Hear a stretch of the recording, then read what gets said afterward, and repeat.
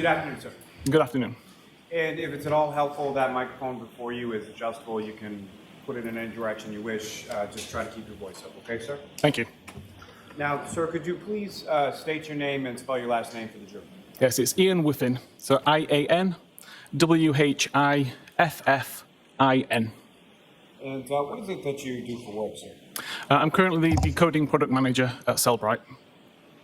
And what is Cellebrite? Cellebrite is one of the world leaders in mobile forensics software. And when you say forensic software, can you explain to the jury a little bit about sort of what is forensic software and how is it used, specifically your Cellebrite? Yes, so forensic software is used to gain access to people's devices, cell phones primarily, to extract that data and to allow examiners to parse and decode that data to make sense of it in a more user-friendly way so that a report can be created for investigators. Now, sir, if I could ask you just a few questions going back to some of your educational and prior work experience starting sort of with your undergraduate work, what, if any, where did you go to school and what, if any, degree did you receive then?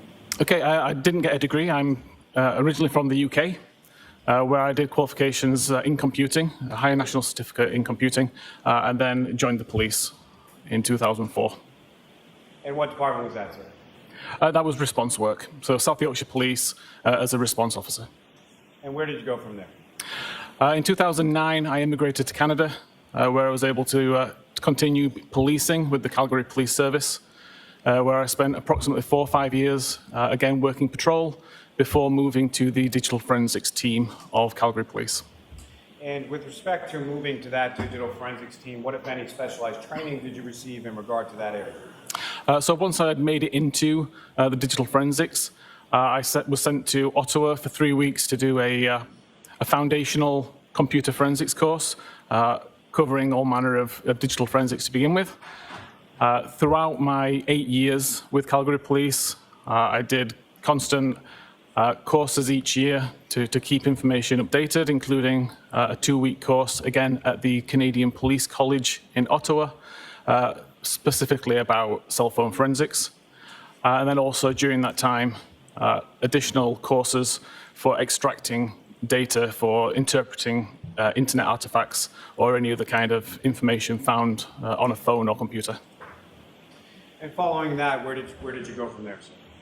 In 2020, I left Calgary Police Service and began working at Cellebrite as the senior digital intelligence expert, where I would use my knowledge of the forensic community to assist the developers with creating and maintaining a program that examiners would want to use. And finally, about 2 years ago, I moved to the decoding product manager position. And can you explain to the jury sort of what it is, what your role is, and what is it that you do for Cellebrite? Yep, so right now in the position that I'm in, again, I use my knowledge of the digital forensics landscape in the community. I talk with users about their daily challenges, what applications are causing them problems, what they need to get access to, what they need to understand. And I take that information, create a priority list, and then determine with our developers what we will tackle, how we will tackle it, and how it will appear to the end user. Now, with regard to your education in this area, what, if any, certifications do you have? No specific certifications. I've done the Cellebrite coursework since joining Cellebrite, but other than the 3-week course in Ottawa, and then again the 2-week course in Ottawa, I don't have the SANS training or any of that kind of training certifications. And in addition to your work with Cellebrite, what, if any, other areas of the field have you worked in? I'm sorry, could you rephrase that? Sure. Have you given any presentations? Have you published any work in relation to this area? Yes. So since working as an examiner, I identified that there were times that I needed to parse artifacts from applications that the main vendors didn't support. In response to that, I would do my own research. That research turned into a selection of digital forensics tools And I created a website for myself to share that research, to share those tools with the community. And directly related to that, I have published articles related to accessing data on phones, related to SQL databases, related to various other artifacts, primarily locations. Now, over the course of your work, have you had occasion to testify in other courts in relation to this specific field? Yes, related to digital forensics, I've testified approximately 20 times, mainly in Canada, but also once in Michigan, once in Australia, once in the UK. Now, as far as questions that come into your company with relation to interpretation of data, other sort of general forensic questions, what parts of the world do these questions come in from, and how widely used is your product? So the product is used globally. There are a select number of countries that we don't export to, but generally, if a police service is interested in digital forensics, then they're using at least some of our tools. We operate an email address which is open to any user called Stumpers. And the idea is that users, if they come across an artifact that they can't explain, they can email to myself and some of my colleagues, and we can research that artifact, and we can try and give them an answer as to say why the artifact's there and how it should be interpreted. You used a term in there as far as an artifact. If you could please explain to the jury sort of what your understanding of that term is and how it's used within your specific industry.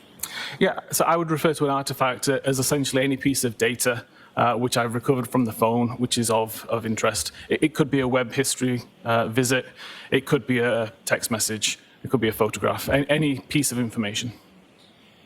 Now, sir, turning your attention to September of 2023, at some point in that month, were you contacted by the Norfolk District Attorney's Office and the State Police in regard to this case? Eventually, yes. Initially, I was contacted by a member of Cellebrite. And if you know why was that initial, as far as the initial contact or initial request from Cellebrite, can you speak about that? My understanding was there was an artifact found on a device, and people were looking for an explanation as to how this particular timestamp was relevant to the case. Now, if you could explain to the jury sort of what were you provided and what were you asked to look at? So the original question is just basically how can we explain this 227 timestamp? I spoke to my colleague and requested if he could contact the investigators and any information that they could share about where this particular timestamp was found so that I could investigate it.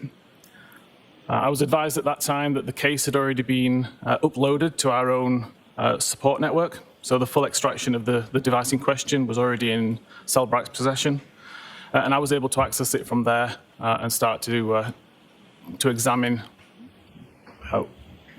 what the issue was that was causing the confusion. Now, with reference to this issue, can you describe to the jury, just in general terms, sort of what this issue was? Yes, so the issue, as I was led to believe, is there was a timestamp for a web history artifact of 2:27 and 40 seconds AM local time, which would be UTC-5, and it didn't make sense to the investigators. And the question was, is there any other interpretation for what this timestamp could mean? And so essentially you were asked to explain the timestamp and how it came to be, correct? Correct. And as far as this particular issue, has this arisen in other instances? Have you been asked the same question or similar questions in regard to this type of artifact?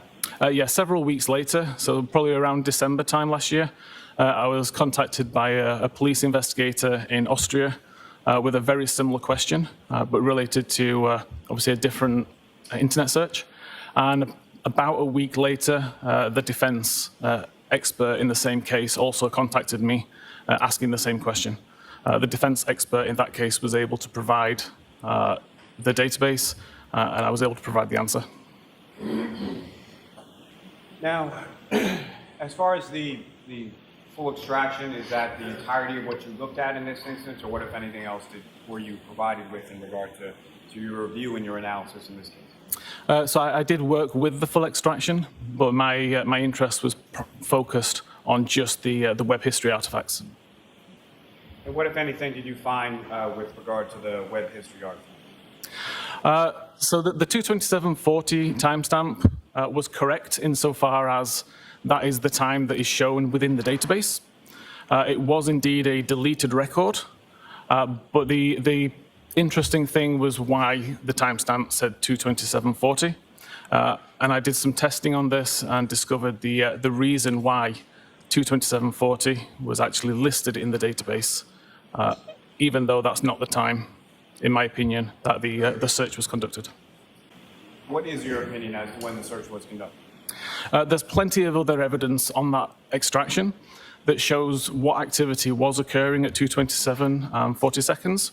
And there's plenty of evidence later on in the day that shows that that particular search was conducted at 6:23, I believe 51 seconds, and then a similar search at 6:24 and 18 seconds, I believe. And before we get to that, Jorn, may I approach? Yes. Whiffin, I'm showing you the document and asking you to take a look at Thank that. you. Look up on your phone. Yes, Do you recognize that, sir? I do, yes. What do you recognize that to be? This was the internet history, the history.db database table showing activity from the morning of the 29th of January 2022. May I approach again, Your Honor? Yes. I'll seek to introduce and witness the next exhibit. No objection. Okay. Now, Mr. Whiffin, do you recognize what's up on the screen now as the exhibit you have before you? I do, yes. And Mr. Whiffin, there should be a laser pointer on the desk next to you. What I'm going to ask you to do is, if you could, using that laser pointer, explain to the jury what we're looking at in this exhibit and what, if anything, of significance you observe within this exhibit. Okay, of course. So this was a table I created based on the data from the phone. The first column shows the local time of a record that was written to the history database. This is a database which is tracking all web pages which are loaded as you use them. The second column starts with the URL, so the Uniform Resource Locator, so what you would type in or how the browser knows which website you want to visit. The title is part of the website which is loaded. One of the top attributes of the website will load the title. Visit count relates to an internal counter within Safari, which just tracks how many times a particular website is visited in order to make suggestions to you down the road. And then finally, the last column shows the source of this information. So history.db is the name of the database, history_visits is the name of the table, and then the number is the unique identifier which is assigned to that particular record in consecutive order. So every time you add a new record, that number will increase by 1. Hey, Mr. Whiffin, probably a couple of foundational questions that I should have asked you first, and my apologies. With respect to the cell phone extraction that you were provided, that was from a individual named Jennifer McCabe, is that correct? That's my understanding, yes. And it's fair to say you don't know Jennifer McCabe, never met her, don't know anything about her? Correct. And as far as a extraction is concerned, if you could please explain to the jury sort of what your understanding of that is. What is an extraction? An extraction in this case, all of the files and folders had been extracted from the device, saved on a computer in a zip file container. So essentially in a way that is as close to the original from the device as possible. And again, what is your title specifically with Cellebrite? It's Decoding Product Manager at the moment. And so what, if any, relation does what you do have with relation to an extraction, and how that's, what's sort of the relationship between what you do and a Cellebrite extraction? So once the extraction's been extracted and we have the zip file, then Physical Analyzer is the tool that Cellebrite creates to allow examiners to look at that extracted data in a meaningful way. And my role is somewhat shaping how examiners will see that data when they open up Physical Analyzer and look at the extracted data. And how does your role play into that? What is it that you do that what, if any, relationship does what you do have to do with how examiners will view something from a Cellebrite tool? Again, so after being an examiner for 10 or 11 years, I've got that kind of understanding of how examiners work. Being someone who also writes my own software and does my own research, then I can kind of cross that void that usually exists between developers and examiners and help both parties try to come to a meaningful conclusion. Now, again, Mr. Whiffin, if you could, using that laser pointer, direct the jury's attention to what, if anything, of significance you observed depicted in this particular table. Yes, so the lower two records, which are highlighted in green, are two records which occurred at 2:27 and 42 seconds local time. So 2 seconds after the Google search had allegedly been made. And then the second record is 5 seconds after that at 2:27, 47 seconds. Both those URLs relate to a website of hokamocksports.com.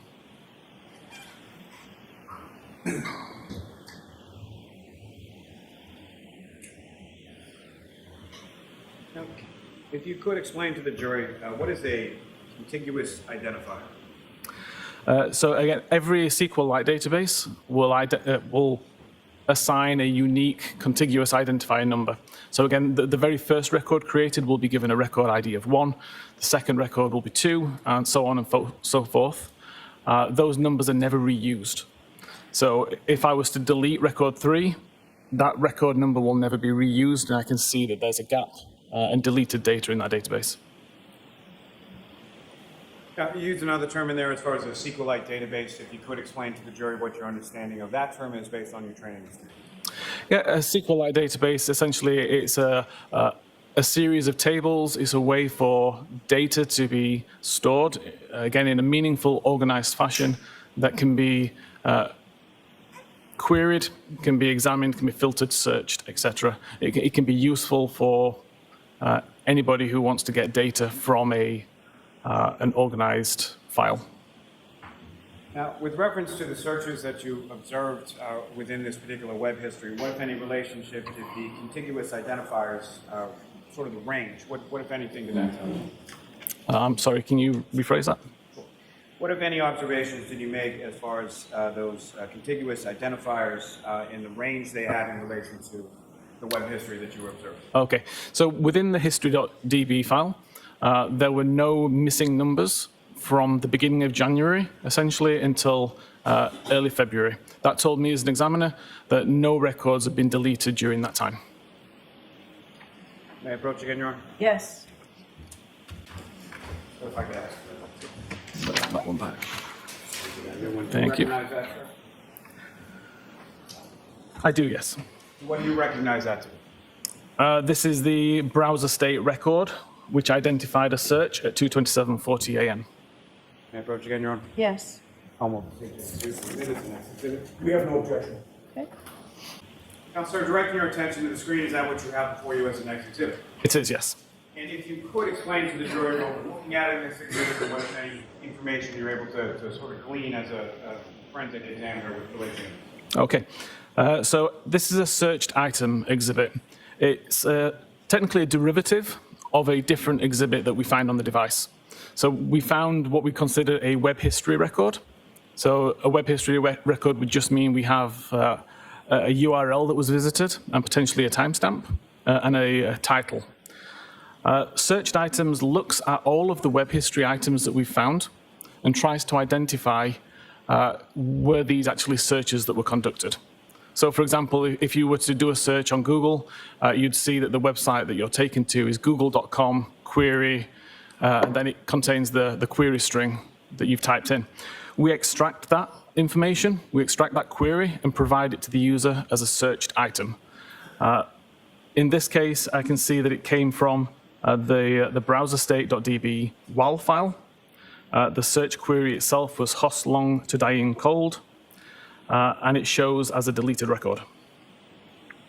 Now, with respect, I think you've used a couple of different terms within that as far as a knowledge C database. Can you explain to the jury what that is? I don't recall saying knowledge C, but I can explain what knowledge C is in this case. If you could. Yes, the knowledge C database is at the heart of iOS. It stores lots of information about the activity on the device at any given time. things like when the backlight's turned on, when the device is unlocked, what application is in focus at the time and how long it's in focus for. And important to this case, which website's on screen at any given time as well. Now, when you say when a website is in focus, can you expound upon that as far as what exactly do you mean by when you say in focus? So in terms of iOS itself, when it's in focus, it would be the primary item that's visible on screen. So with iOS, you can have applications in the background that you aren't using, but the one that you are currently using is considered in focus, taking up the entire screen. Now, I believe you had used the term as far as a browser state DB, is that correct? Correct. And can you explain to the jury what your understanding of that term is and how it relates to it? Browser state DB is just the name of the database, the name that Apple gave it. It's gone through some changes over the last few years. For example, in iOS 14, it did store the state of the tabs that were open within a browser. In iOS 15, there was a significant change, and the only time that records were written to the database is when the tab was closed.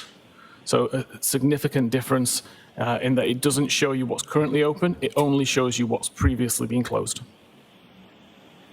Now, this search here, what, if anything, did you observe as far as this record in relation to the history DB related to the search?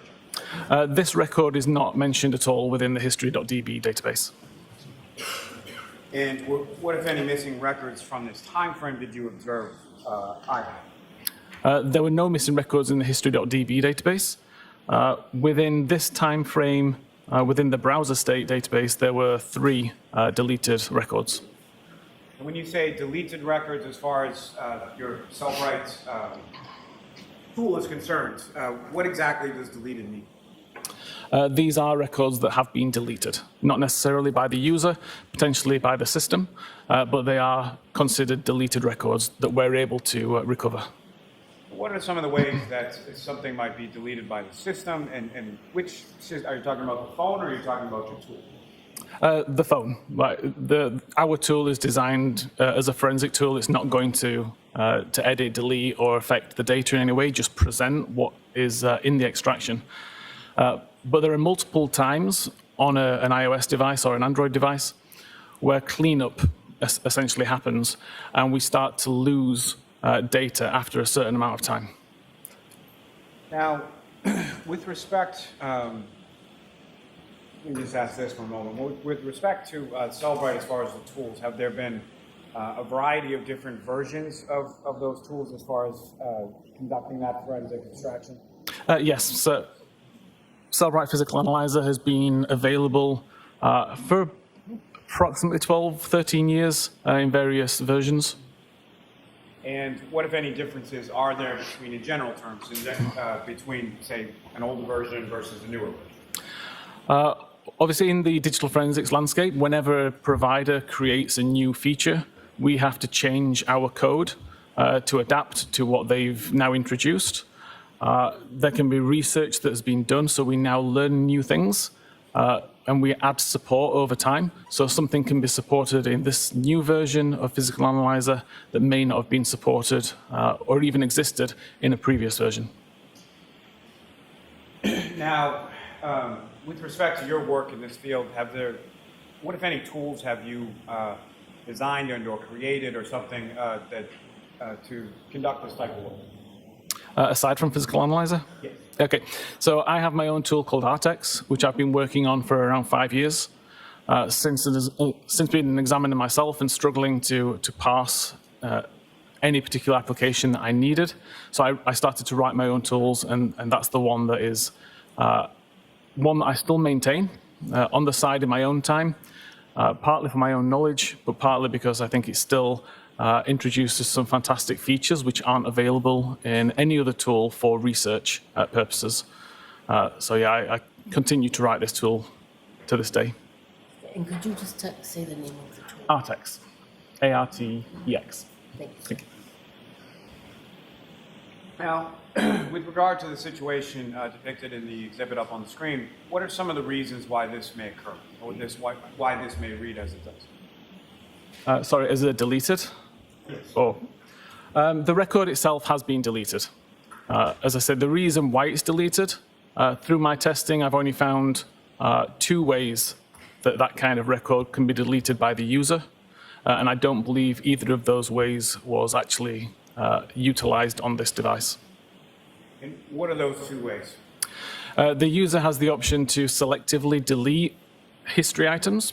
So you can delete either one at a time, or the entire day's content, or the last 2 days' content. Or you can delete all content altogether. If all content had been deleted, we wouldn't have found any information on this phone at all related to web history, so I was able to discount that one quite quickly. And I guess alluding to what you had just said, why is it that you don't believe that either of those 2 methods of user deletion occurred in this context? Objection, may we approach it, please? I'm sorry? I said objection, may we approach it, please? Okay. Mr. Whiffin, moving on from that for a moment, may I approach the witness, Sean? Yes. That document I've just handed you, Mr. Whiffin, do you recognize that? I do, yes. And what do you recognize that to be? It's a document that highlights both the search terms that were found in mobile Safari.plist and the method of searching. May I approach again, Your Honor? Yes. Commonwealth seek to introduce the minutes of next exhibit. No objection. Okay. And Mr. Whiffin, do you recognize what's up on the screen as the next exhibit? I do, yes. You did use a term in there, I believe, called a P-list, is that correct? Correct. Can you explain to the jury what you understand that term to mean and how it relates to what you're about to talk about up on the screen? Yes, so a P list or a property list is Apple's way of storing serialized data. That essentially means a list of data with names and values. And, sir, if you could, again, using that later point, direct the jury's attention to explain sort of what we're looking at and what, if anything, of significance you observe in this particular slide or table. Yeah, so again, this is a table I created from the data within the mobile Safari.plist. The term shown down the left is what the user would have typed in to the search bar. Sorry, I keep blinding somebody. The search bar in the bottom of the Safari browser window. The UTC time is the time which is actually recorded within the plist. It's recorded as a string, so just text as it's presented on the screen there. And then I converted that and subtracted 5 hours to bring it into local time around Campton. Now, aside from this just for a moment, with regard to, are you familiar with what's termed as a private browsing mode? Yes. And can you explain to the jury what that is and how it relates to this? Yeah, so private browsing mode is a setting that you can set on iOS devices, or primarily most devices, that prevents any of your browsing activity being recorded. So it won't save the searches, it won't save the navigations, it protects everything so that it can't be found later on. And what, if any, relation did that have to what your analysis of the abstraction in this case? If these searches had been conducted while in private browsing mode, these searches would not exist within this file. So is it your opinion that they were not conducted in any kind of private browsing mode? Correct. Now, you're also familiar with the term as far as failure to load? Yes. Can you explain that to the jury and how that applies to this? Yes, so obviously whenever you try to visit a web page, there's a stream of information coming from the web to the device, which then renders onto the screen. At the completion of the load event, there's a function effectively which runs, and that records the visit to the history database. If for some reason the page doesn't load and it shows up with an unable to load message, so for example you don't have an internet connection at all, that unable to load will be recorded. If, however, the device stalls and it just sits kind of waiting to load, nothing gets written to the history database. And if you were to close the browsing window prior to the page completing its load event, nothing will be written to history. Would that be written to somewhere else within the phone as far as any other storage areas? Technically, the only place I found would be the browser state. Now, with regard to the P-list files, does the P-list file save all sort of history items or no? Primarily, it's used to save preferences. So you'd have a lot of information in there if it's using light mode or dark mode, or when you want tabs to auto-clear, that kind of information. But it also records several days' history of searches. The actual number of days searches, I actually don't know. And what, if any, relationship does that have with regard to the search bar that's located on the bottom of this table here? In order for the search item to be saved to the mobile Safari plist, you need to actually type it into this particular search bar. If you were to just visit google.com and start typing into the Google search bar, it will not be recorded within the mobile Safari.plist. And so what, if anything, were you able to determine about those two searches with regard to what you observed here? So these particular two searches were conducted at 623.51 and 624.18 respectively. They were searched using the search bar that's built into Safari. The fact that they didn't exist within HistoryDB and that there were no deleted records from history.db leads me to believe that they never successfully loaded. May I approach again, Your Honor? Yes. Present you with this. Thank you. That new document that I just handed you, do you recognize that? I do, yes. What do you recognize that to be? This was the additional, the items from the history.db, I believe. May I approach, Your Honor? Yes. I'm also seek to introduce and admit as the next exhibit. Objection. Okay. Could you bring it? May I return it to the witness, Your Honor? Yes. I'm sorry, Mr. Whiffin, if you could just repeat exactly what that is in the next exhibit. Yeah, so it's a comparison between the search terms found in the plist, so the mobile Safari plist, and the search terms found within the history.db database. So the items contained within this table are items that were contained within the extraction that you examined, correct? Correct. And Your Honor, with court's permission, if I could display that to the jury. Yes. Yes. And Mr. Whiffin, if you could, again, using the laser pointer, just describe to the jury what we're looking at in this table and what, if anything, is significant between sort of the two sources of information depicted here. Okay, so the first list, the plist term, shows the term within the mobile Safari.plist, excluding the two that we've already mentioned, which are of note. And the first timestamp column shows the timestamp according to that plist. The history item shows the search term as recorded in the history database. And then we have the timestamp as per the history database. So the purpose of this document was to show that we have a search for raining men and a history item related to the Google search for raining men, and they show within a second of each other. Again, the next one down, Antoinette Ock and basketball, and the associated Google search. And again, the timestamps are within a second. This list was non-exhaustive. There was hundreds of examples within the history.db, but limited examples within the mobile Safari plist. And as I mentioned, the two searches of interest, the how long to die in the Kikdi and how long to die in the cold, didn't exist within the history.db at all. Ms. Gilman, you can take that down. Now, sir, if I could ask you just a little bit now about the browser state DB. Again, could you explain to the jury sort of what that is and how it, if at all, it plays a role in your analysis? Yep. So initially, pre and including iOS 14, the browser state database would show all tabs that you currently had opened. So as soon as I go into my browser and open a new tab, a record is created. It includes information such as the time that I opened the tab or the time I last viewed the tab, the current URL which is being displayed within that tab. It shows information whether it's in private browsing mode or not. So in that kind of case, in iOS 14 and below, we're able to see current private browsing records and subsequently recover deleted ones. But in iOS 15, things changed. The record was no longer written as soon as the tab was opened. It was only opened when the tab was closed. Sorry, the record was only created when the tab was closed. That meant that our ability to recover that kind of history was significantly lower. It means that it no longer makes use of the private browsing field, because now private browsing records simply are never written to that database.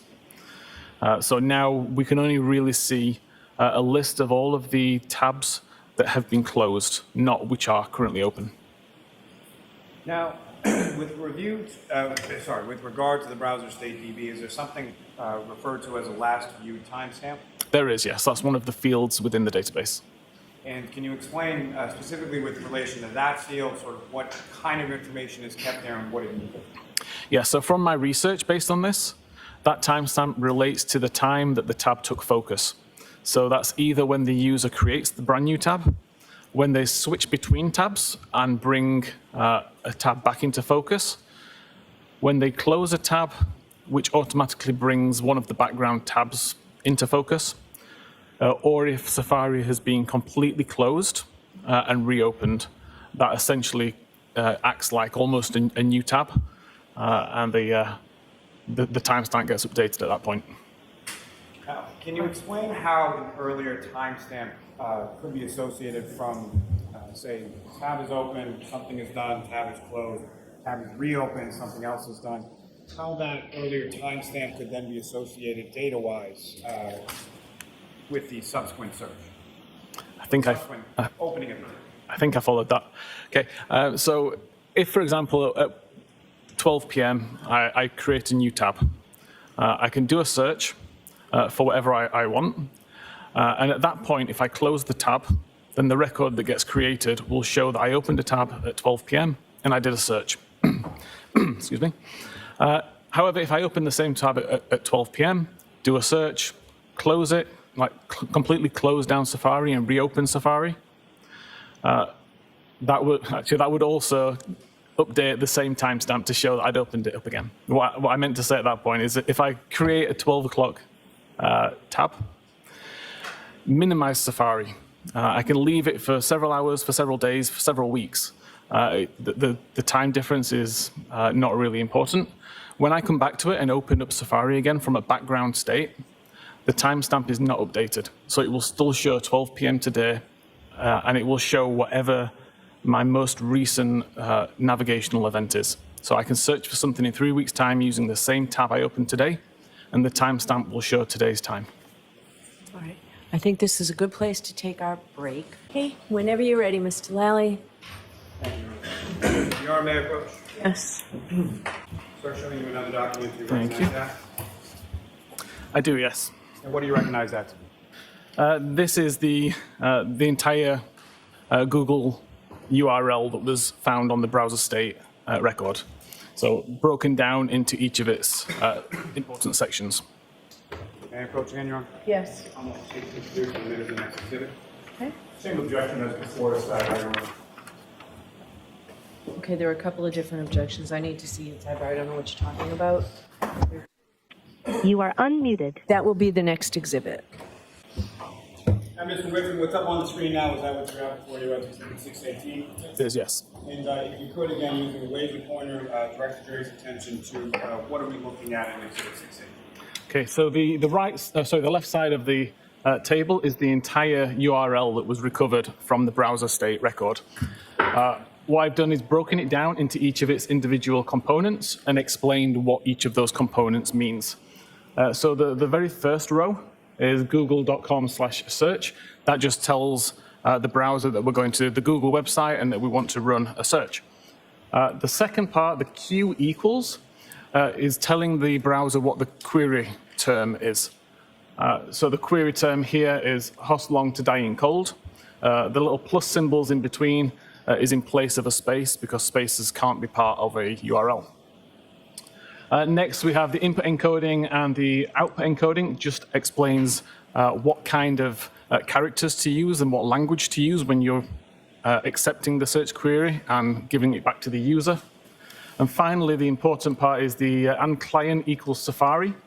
This is something that just tells Google that this query is being done using the Safari client.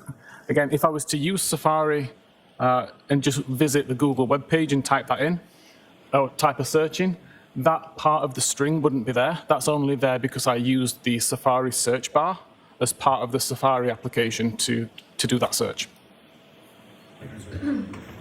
Thank you, sir. Ms. Gilman, you can take that down. Now, sir, with reference to that, what, if any, relationship does that have to the information you were discussing just prior to the break? Again, that confirms that this search was conducted via the Safari search bar feature that's part of the Safari browser application, the same one that caused the records to be recorded in the plist. Your Honor, may I approach the witness again? Yes.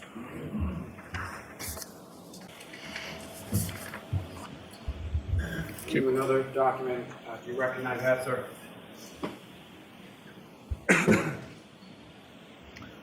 I do, yes. And what do you recognize that? This is the live records from the browserstate.db database. May I approach, Your Honor? Yes. I'm Walter Speak to introduce the witness. No objection. All right, thank you. And Mr. Whiffin, do you recognize what's up on the screen now is what you have before you as Exhibit 69T? I do, yes.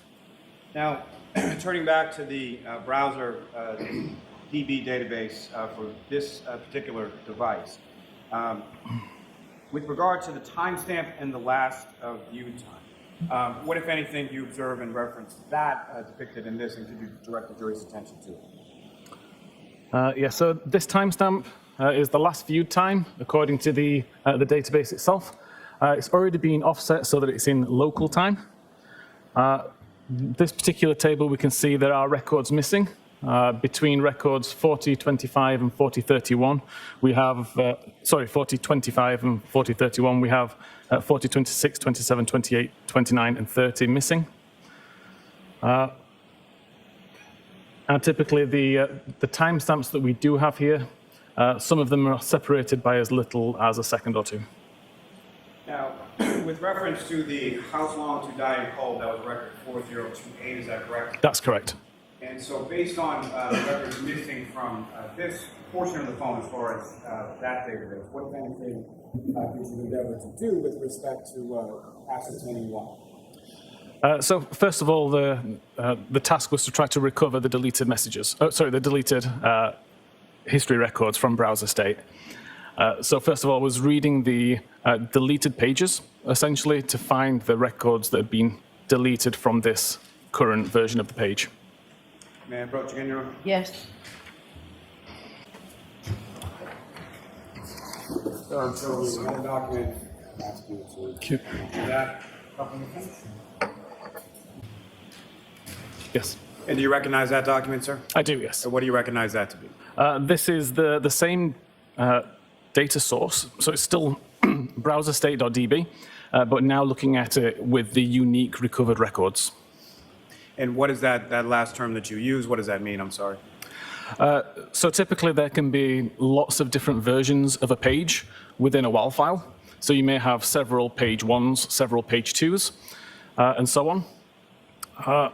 What I looked at is doing is recovering the data where the records that I recover are different from each other. So if I recover the same record multiple times, I can ignore it, but if I recover the same record with a slight change, then I would show it in this view. May I approach, Your Honor? Yes. I'll seek to introduce in a minute, sir. No objection. Okay. Again, Mr. Whiffin, if you could, move the way the corner to find it helpful, direct the jury's attention to what are we looking at here and what, if anything, did you uncover during this portion of your analysis? Yes. So again, the very first column on the left is the unique identifying number. You'll notice that there are some numbers here which are repeated. This is, as I say, because the records are recovered from multiple versions of the same page. There was actually 16 versions of this record across 23 different versions of this particular page. These three had some difference. Primarily, it was what's called the tab order field, but that's the only difference that showed up across these three host long to die in the cold records. All the rest show the same URL, the same ID number at the beginning, or tab ID number, and the same timestamp. Worth noting, there is no title shown in this particular record. Again, that speaks to the fact that this page didn't successfully complete loading. Otherwise, there would be a title of Google search, costs long to die in the cold, as you saw on some of the other examples earlier. Now, sir, with respect to the table up here, is there any indication in regard to private browsing that you were talking about before? No, in iOS 15, as I mentioned, if you are using private browsing mode, there is no records recorded in this database at all. So the fact that that's not listed in this table, what, if anything, does that tell you? Everything that was recorded in this database was conducted not in private browsing mode. Now, with respect to your work within your field, are you familiar with a term called a session? Yes. And can you explain to the jury what you understand that term to mean and how it applies to this specific instance? Essentially the life of the particular tab. So when I start a tab and I start to use navigation, I go to different websites. All of my navigation events would be considered part of the same browsing session, essentially. Now, sir, if I could turn your attention to the Knowledge C database for a moment. And again, if you could, maybe repeating just as far as, can you explain to the jury what you understand that term to mean as far as what is the Knowledge C database in respect to the other databases you've been talking about? Yeah, so far the bulk of what we've discussed, the history.db, the browser state DB, and mobile safari.plist are all particular to the Safari application on iOS. Knowledge C is much more global. It's much more ingrained within iOS. Everything is essentially recorded in there on iOS 15. So again, backlight activity, unlock activity, application state activity, and web usage activity is all recorded as part of Knowledge C. May I approach you, Your Honor? Yes.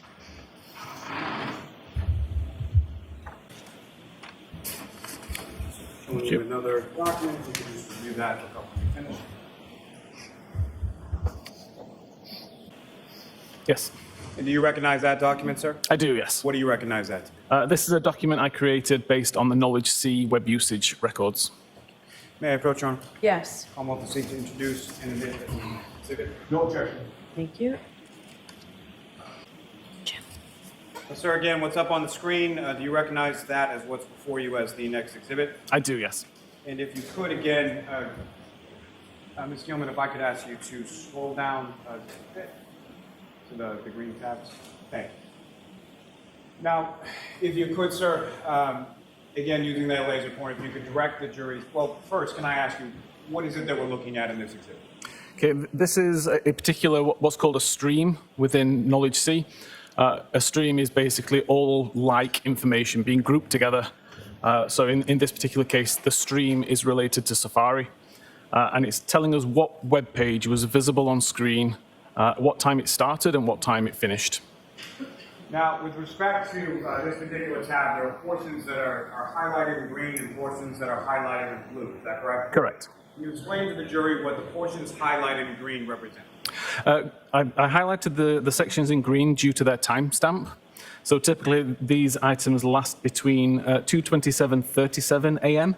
and 2:27:53 a.m. So around the time of the Google search, if you were to believe the browser state. And with respect to the items highlighted in blue, what if any? What are those? The ones in blue are the actual Knowledge C records that show when the host long to die in the cold and the how long to die in the KickD web pages were actually visible on screen. And so from this, what if anything were you able to ascertain as to the searches or the time associated with the searches from your analysis here?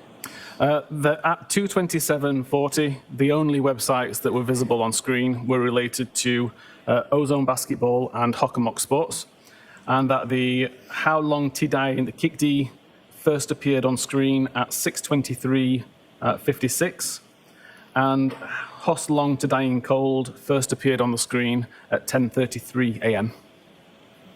So those two searches from your review of this abstraction in this device never appeared on the screen prior to 6:23 in the morning, correct? Correct.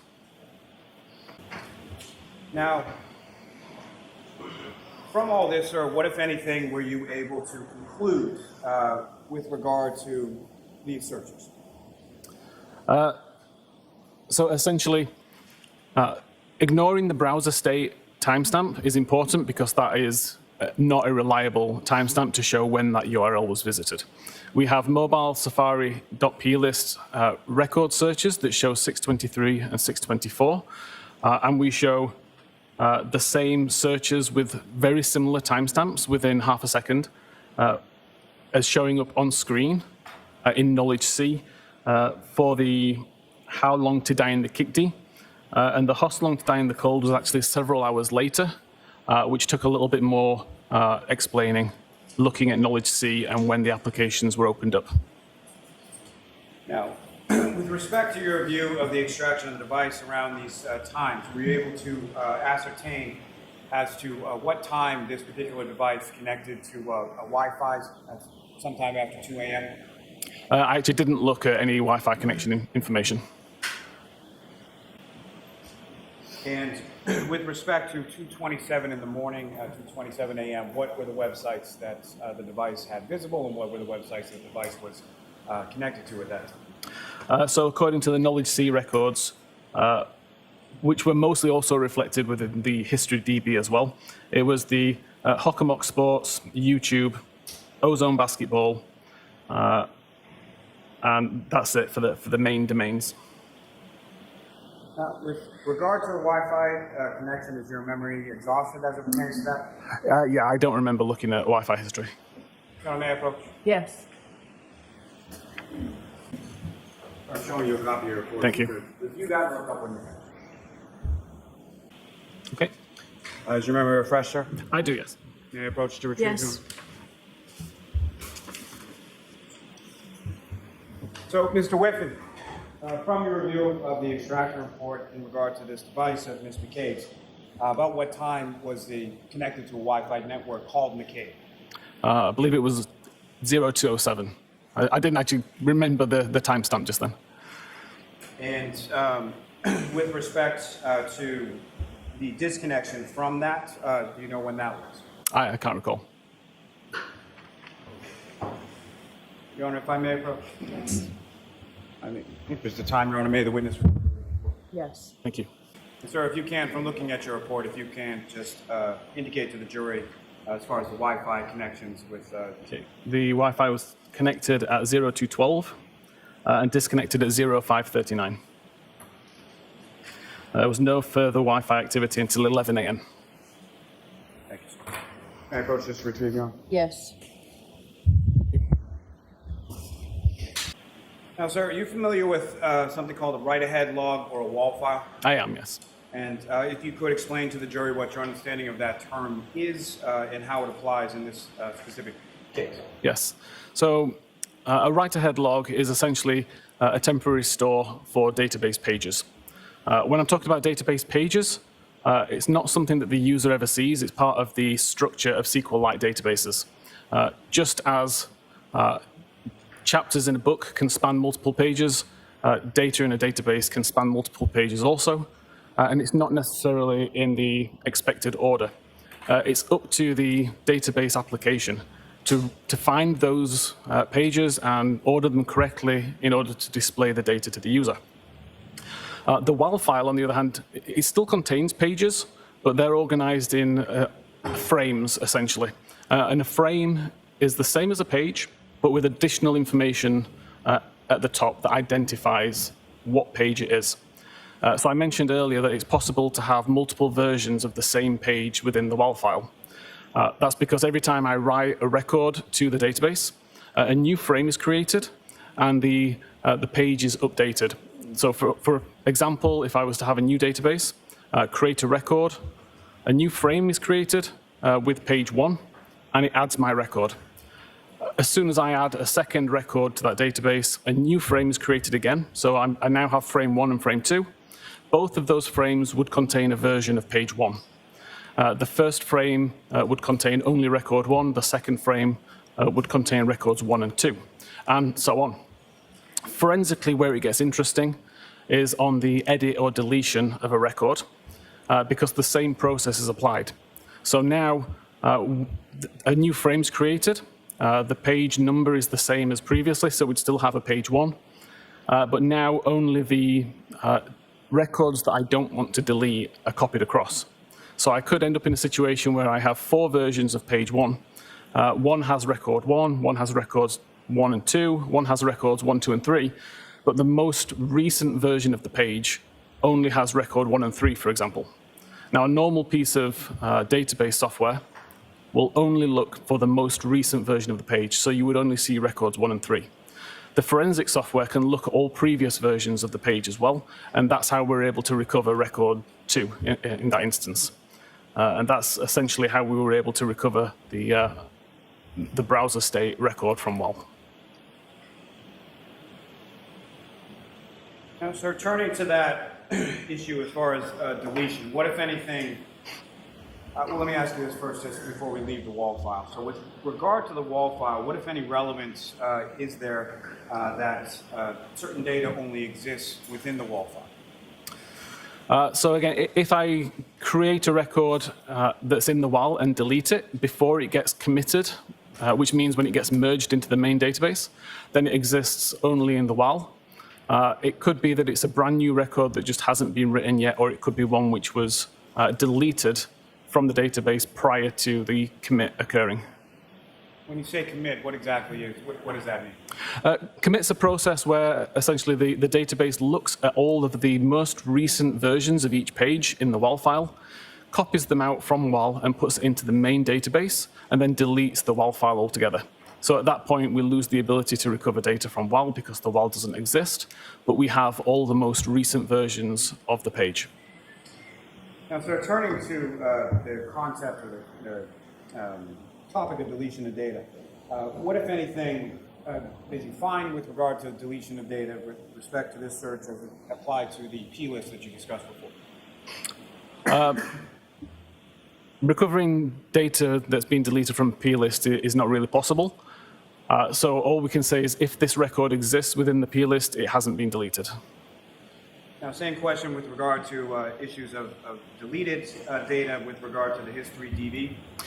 There was no records of any, so there's no evidence of any records being deleted from history.db since early January. I think it was like the 3rd of January up to February 2nd. And how were you able to tell that with regard to the history DB? Again, every record is given a unique number, and there'd be a gap in that numbering system if a file or if a record had been deleted. The fact that there was no gaps indicates that nothing had been deleted. And with regard to deletion, what, if anything, were you able to ascertain with regard to deletion versus web usage in the Knowledge C database? Knowledge C contains such a large amount of different type of data that's always being added and deleted for various reasons, none at the discretion of the user. It's a completely system-driven event to delete information from Knowledge C. So we can't say what was deleted from Knowledge C, but we can see that during the times of Safari usage, records exist within Knowledge C that indicate, or certainly appear to indicate, that nothing was deleted. What, if anything, were you able to find with regard to deletion in respect to the browser state DB data? Browser state did have numerous records that had been deleted. Some we were able to recover. 3 records from browser state all had a timestamp very similar to 22740. These were 3 records that had been deleted at some point. And what are some of the options for deleting data from the browser state DB? So the first most prominent option is to delete absolutely everything from the device, or delete all history from the device, which, as I mentioned earlier, we know that didn't happen because we still have other records. So the only other real option is to delete selectively. That could mean delete one at a time, and it could mean delete either the full day, the last 2 days, or the last hour. But in all of those cases, the record must exist in history.db in order to be deleted from browser state.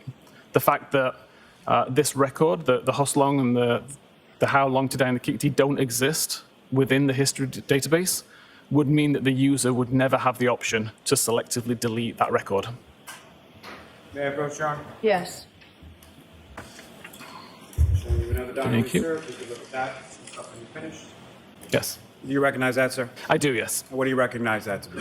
So this is a list of the browser state DB records showing a red line where a record or more have been deleted. And again, the term deleted, as far as it applies to this particular area of the database, what exactly does that mean again? It means the record has been marked as deleted. If you were to read this database in a regular database application, you would not see it, but it doesn't necessarily mean that we can't recover it. May I approach again, Your Honor? Yes. I'm off to seek to introduce and admit as the next exhibit. The exhibit? I have no objection to the exhibit, if that was the question. That is the question. We're good. Again, sir, what's up on the screen? Is that what you have before you as Exhibit 622? It says yes. And if you could, please, using the laser pointer, direct the jury's attention to what, if anything, of significance you observe in this. So again, we can use the number down the left side, which will identify the unique identifier given to each of these records. And we can see that the red line between the first two records indicates that records between 3986 and 3993 have been deleted. We can see that record 4001 is deleted. Records between 4004 and 4019 have been deleted. Record 4020 was deleted. And then finally, records between 4025 and 4031 had been deleted also. Now, sir, as far as records 4024 and 4025, what, if anything, were you able to ascertain as far as the dates and times associated with those? Yeah, so these particular records show up at 227.31 and 227.33 respectively, and this matched records within Knowledge C that showed that at this particular time when the tab took focus, that particular website was also shown visible to the user in Safari. Now, as far as the date and time for 4024 and 4025, what, if anything, did you observe with respect to the date and time for 4026? And what can you tell about that? So 4026 was approximately a second or two after the record here, 227.33. I believe it was at 227.35. And then again, there was another record, 4027, which again was another 2 or 3 seconds after that time. So within a 9-second period between 227.31 and 227.40, there were 5 records within browser state DB that had a timestamp within that 9 seconds, all with completely different types of website, ranging from PayPal, banking, YouTube, and the Horst Stein the Cold. Now, sir, with respect to, are you familiar with the term called spontaneous deletion? I believe so. And can you explain to the jury what that is? It's not a term that I would use, but essentially a cleanup operation would occur on the device where it would look for orphaned records, records that are old enough to not be required anymore, and they would just be deleted by the system without any direction from the user. Now, during the testing that occurred, your testing, which occurred with respect to this device, what, if anything, did you observe with regard to spontaneous deletion? I wasn't able to replicate the spontaneous deletion. I was able to replicate completely orphaned records. So a record that existed in browser state without a corresponding record in history.db. And it meant that there was no way for me to delete that record manually without deleting everything from the device regarding history. May I approach, Your Honor? Yes. I'm showing you documents. You recognize that? I do, yes. What do you recognize that to be? This is a report from my ArtEx tool showing the history database at 2139.34 on the 27th of January and 2255.09 on the 27th of January. May I approach again, Your Honor? Yes. I'm off to seek to introduce and admit as the next exhibit. All right, so all 4 are in. Okay, so you don't need to, you already marked them? Right? They have not been marked.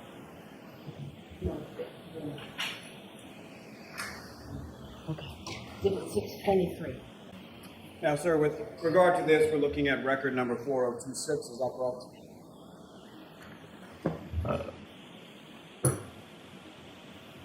Yes, I believe we are. And again, if you could direct the jury's attention to what exactly are we looking at in this exhibit with regard to record 4026? Yeah, so in the right column, we see the source of the information. So history.db is the database. History_visits would be the table. And then the unique identifying number of 31407 and 31408. We see that the start time, or the time that that particular website was navigated to, according to history.db, was, as I say, both on the 27th of January, one at 21:39 and 34 seconds local time, and one at 22:55:09 local time. And both of these websites are related to Hockomock Sports. We have the URL at the top, followed by the title of the page, followed by a visit count that tells us how many times that page has been visited before.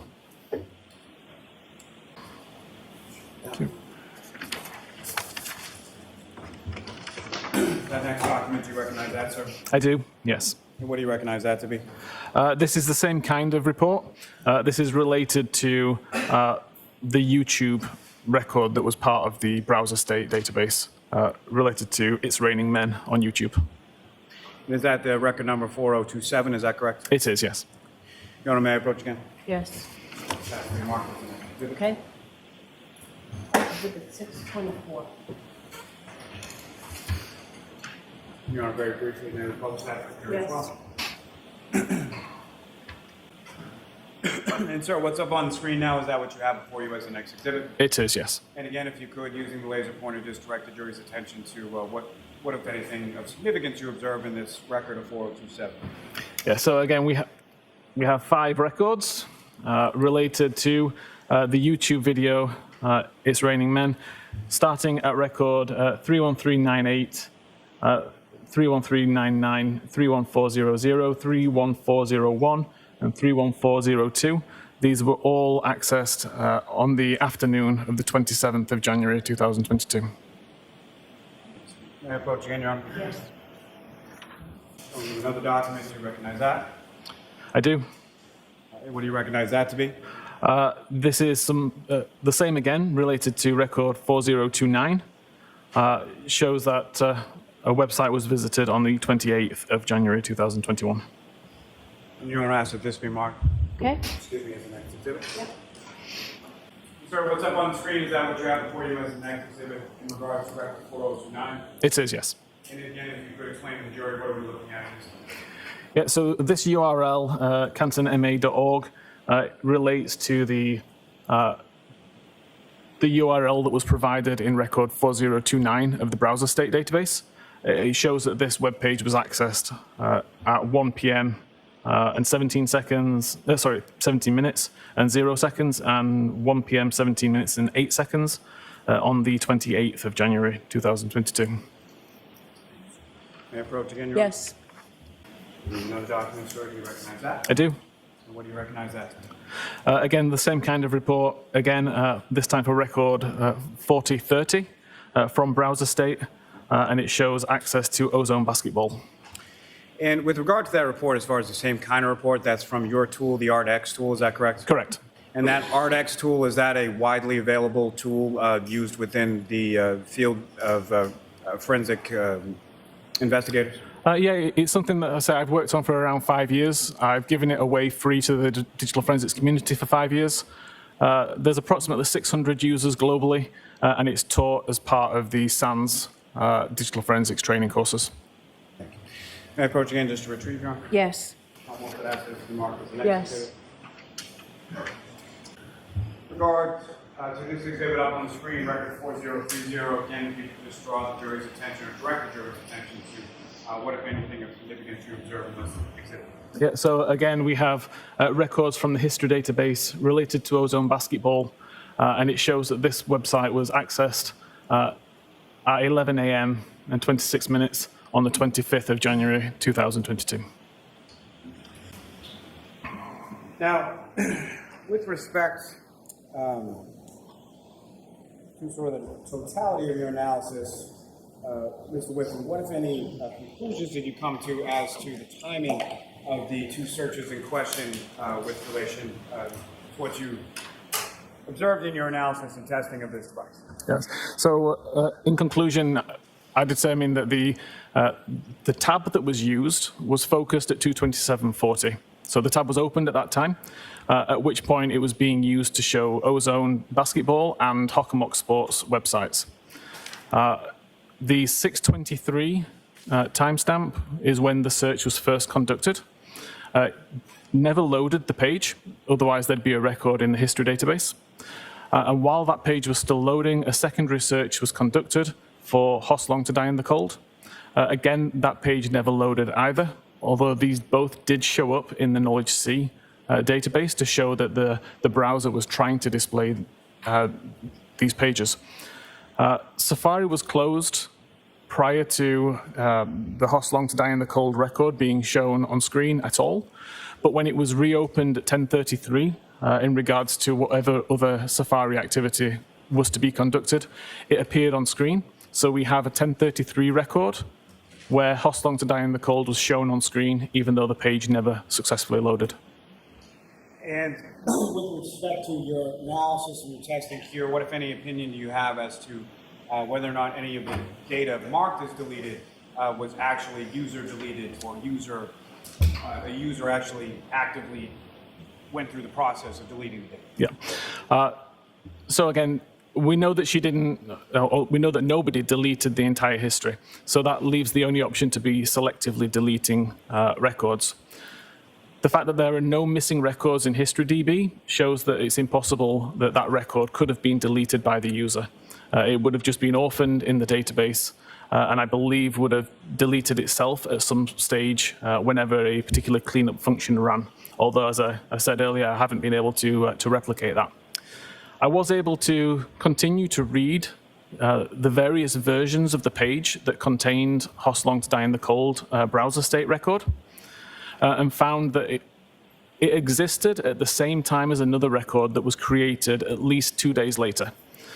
Therefore, I can determine that that particular record was not deleted until at the earliest 10 p.m. on the 31st of January. And that it's not possible that the user could have caused that deletion to occur. Now, over the course of your analysis and testing or review of the extraction in this case, did you have occasion to review an affidavit of a Mr. Richard Green? I did, yes. And what, if any, opinions or conclusions do you have as to that affidavit? I had issues with several of the statements being made as part of the affidavit. And what issues were those? Namely, it specified that Cellebrite report identified that the search was conducted at 227.40. And as I've explained, I believe the tab took focus at 227.40, not when the search occurred. The report mentioned that Cellebrite report identified it was deleted by the user. We don't do that. We'll tell you that a record is deleted, but we don't specify how the record was deleted. That's something for the examiner to determine. I forget. Oh, and then there was a mention of the purpose of the browser state database. The explanation given was correct for iOS 14 and below, but not for 15 and above, which is relevant in this case. Now, you mentioned this issue as far as coming up, obviously, in this case and some other instances, phone calls or inquiries that you received from Austria and other places. What, if anything, have you or your company, Cellebrite, done with regard to rectifying this issue? Well, I'll allow it. we recognize that this timestamp could be misleading. Regardless of how we label that timestamp, the very fact that a timestamp is there, we feel would be or potentially misrepresented. So the decision was taken to remove the timestamp altogether from that information. So now we show the web page was visited, but we don't attribute a time to that purely because it could be wildly inaccurate. Thank you. Your Honor, this may be the appropriate time for the instruction. Okay. All right, so jurors, we're about to see a demonstration by Mr. Whiffin. It's simply a demonstration to help you to understand the evidence that you've heard. It's not evidence from this case, but it helps you understand the evidence in this case. You must decide this case based solely on a fair consideration of the evidence and nothing but the evidence. But this is a demonstration to help you understand that evidence. You are non-rights and preserved, correct? Yes. Thank you. And so to that point, Mr. Whiffin, were you able to prepare a demonstration in regard to what you've been discussing through the course of your testimony? I was, yes. And that demonstration doesn't specifically reflect on the searches or the extraction report that you looked at in this case, correct? Correct. But as far as the overall issues that you've been discussing in your testimony, correct? That's correct. And with the court's permission, may the witness now illustrate that to the jury. Yes. Okay. So first of all, on the left there, you can see a screen of an iPhone, and that is a phone that I have in front of me live. It's just demonstrating what I can see on the phone. This is my ArtEx tool, and the feature which I continuously use this tool for, which is not available really in any other vendor tools, is the ability to create a live connection between my computer and the phone. The live connection is what I've just started here, and what's going to happen is all of the files and folders that exist on the phone will be mapped to my computer so that I can navigate it. I can look around and I can take a look at near enough live records on the device. Prior to the availability of this tool, I would have to test a theory on a phone, do an extraction, and then pass the extraction, which could take anywhere between 20 minutes and several hours. The reason that I'm using this tool today is because I can do those same tests within 10 or 20 seconds, typically. So I just need to wait for this section to do. So it's already mapped out all of the files and folders. It's now asking for a few important pieces of information, which it will then populate on the screen. So information such as the device, serial number, etc. What we're interested in, though, is the browser state record. So I can go to the browser state database and take a look at that and open that up. And you can see that at this moment in time, I have no records in the database at all. If I go back into the live view of the phone, you can see I have Safari open from last night. So it's been sat in the background overnight and not doing anything. But at 8:10 last night, I performed this search in a brand new window. So started Safari, opened up a new tab, immediately searched for new tab at 20:10 on the 16th of June. If I now search for the time right now, 14:42, what I can do is go back to my ArtEx tool and press this reload button. That's going to delete the database from my computer only and copy the most recent copy of the database and WAL file from my phone back to my computer, where it shows me I still have no records. That's expected behavior because at the moment I've not closed the tab. So if this, again, was iOS 14, there would be a record there to say what tab I had open, but iOS 15 doesn't work that way. If I now go back to my tabs and actually just close this window, I can go back into ArtEx and hit reload again, and we now see we have some records. I can look at this particular record, and you'll see the title is 1442 Google search. You'll see the Google search record here, so I just need to change the time zone as well to Eastern time. So you see it's the most recent search which I conducted, the 1442 search.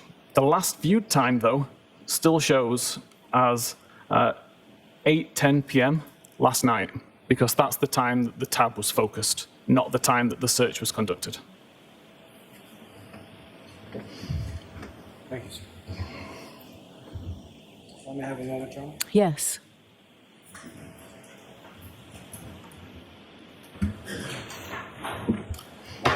Thank you, sir. I have no further questions. Okay. Ms. Tianetti? Thank you, Your Honor.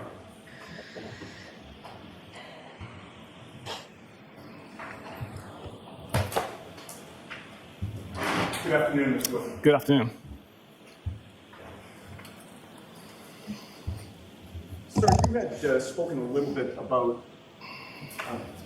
what was your assignment here in terms of the data that was sent to you. And I believe that you testified regarding that 2:27 a.m. or 2:27 and 42nd a.m. timestamp that it didn't make sense to the investigators, correct? Correct.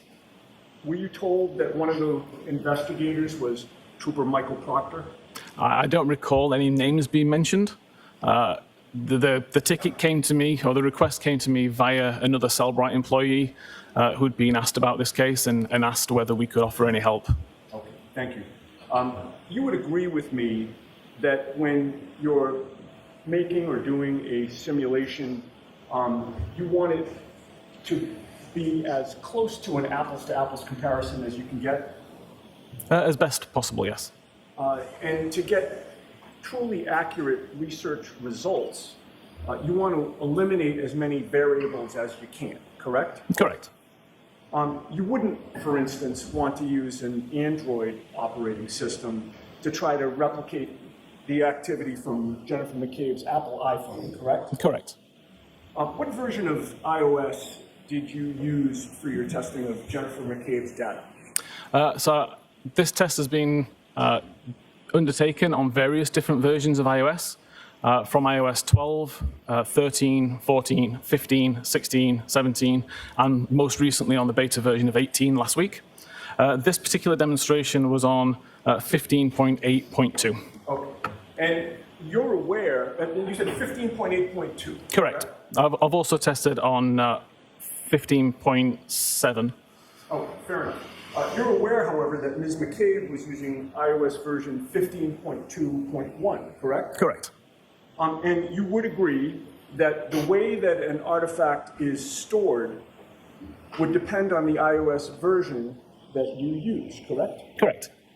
And your simulation did not use the iOS version that Ms. McCabe was running on her iPhone, correct? Correct. I used the closest version I could find.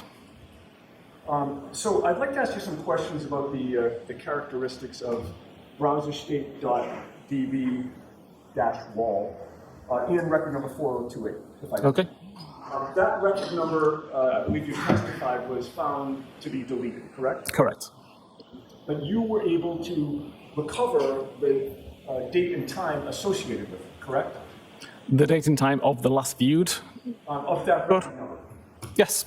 And what was that date and time? 2:27 and 40 seconds a.m. You were also able to recover the content of that particular Google search itself? I was able to recover the URL for it, yes. Okay, and what was that Google search? Hoss long to die in the cold. And it's true, however, that the session history could not be recovered, correct? That's correct. Now, given those characteristics that you've just discussed, did your testing result in a WAL file record, a WAL file record, that matched the characteristics of 4028? In other words, deleted with session history not recoverable? The issue with the session history, I was able to recover only the first page of session history. What happens is when there's a large amount of data that's split over multiple pages, if it's a live record, all those pages point to each other so that you can chain it together and get one large amount of information. Once they've been deleted, some of those pages can be overwritten, and therefore the pointers don't make sense anymore. So the amount of information in this session was way larger than one page, and I wasn't able to recover anything further. Okay, and you'd agree that the simulation was done using a different operating system, correct? Correct. Were you able to recreate the other deletions that appeared before and after that record 4028? Which deletion, sorry? Well, you had testified, and I believe there was an exhibit that was introduced that showed that there were multiple deletions both before and after, correct? Correct. Were you able to recreate those deletions? When I manually deleted records from the history, then the records also were deleted from the browser state. Now, I believe that you testified, and if you didn't, I believe it's in your report, that there are essentially 5 mechanisms for record deletions in the browser state database, correct? Correct. You ruled out 4 of them pretty quickly, correct? Correct. And I believe you've testified to that today, correct? Correct. The only remaining option was selective deletion by a user, or there's some internal mechanism for record deletion that is not fully understood, correct? Correct. All right. And you know of, as you testified today, you know of no internal mechanism for record deletion that's not fully understood, correct? I've not been able to replicate that function, no. All right. If there is no unknown internal mechanism for record deletion that's not fully understood, that would leave selective deletion by a user, correct? Not in this case, no. All right. Well, selective deletion, you would agree, means that a user selects what to delete, correct? Correct. And regarding the user, the term user, what is that? Who is that? Whoever's using the phone at the time. Okay, so it's actually somebody who is using the actual iPhone itself, correct? Correct. Not necessarily a computer expert, correct? Correct. Would you agree with me that somebody who had access to the data before it was extracted and sent to you could have made selective deletions of the data? Objection. I'll allow that. No, I don't. Are you aware of an app called MySQL? Yes. What is MySQL? MySQL is just a method for viewing SQLite databases. All right. If somebody had access to the raw data, again, before it was sent to you, and used that app, they could make selective deletions of the data, couldn't they? I assume you're talking about opening up the extraction, taking out the particular file and editing it? I'm sorry, I interrupted you. You're right, Your Honor. I apologize. And I apologize to you. If you could restate your question or answer or give me your full answer. Okay. So it would be possible with the extraction to take out particular databases, alter them, and put them back into the extraction. But there's something called a hash mechanism that we have in place that would it essentially hashes the original data, and then it can be hashed again at a later date. It results in a long string of characters, and if there's any changes to the original data, then we'd see that it's been modified. Would you agree with me that someone with access to that data and an appropriate application or program could also delete and renumber history.db and knowledge.cso so that it would appear as though there was no break in the numbering, so that it would also appear that nothing was deleted? It's potentially possible, but would require a large amount of knowledge and skill to do in a way that can't be detected. Thank you very much, sir. Mr. Lally?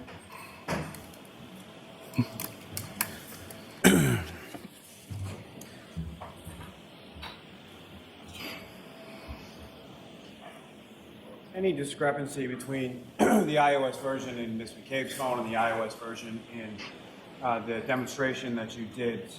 What, if any, impact does that have on what you showed this jury? So in this particular case, every iOS version that I tested, as I mentioned, from 12, 13, 14, 15, 16, 17, 18, the timestamp is always referring to the time that the tab took focus. So even though there are some differences with when the record's created, the meaning behind that timestamp has been consistent. Now, what you were asking about what you were asked about in regard to selective deletion, you indicated that there's no evidence of that in this case. Is that correct?